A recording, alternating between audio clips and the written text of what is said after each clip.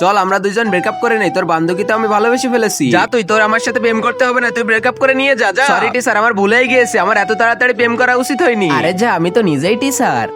আরে জিনি, তোর কিছুই হবে না, তুই সব থেকে মাথা ব্যথার স্টুডেন্ট ছিলি আমার, এখন তো তুই টিচার হয়ে গেছিস।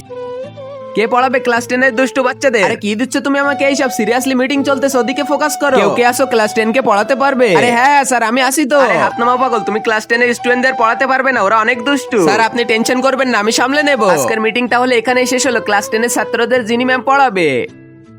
আরে জিনি, তুমি এই দুষ্টু বাচ্চাদের কিভাবে সামলে? তুমি তো নতুন এসেছো। আরে স্যার, আমি তো ওই ক্লাস পড়ে এসেছি, সবাইকে কন্ট্রোল করে নিব, কোনো সমস্যাই নেই। জিনি ম্যাম, আজকে আপনার ক্লাসে কে কে লেটে এসেছে? আজকের পর থেকে যে লেটে আসবে তাকে ওই পড়াগুলো সব পড়ে যেতে হবে, তাই ভালো হবে তোমরা তাড়াতাড়ি স্কুলে চলে আসবে।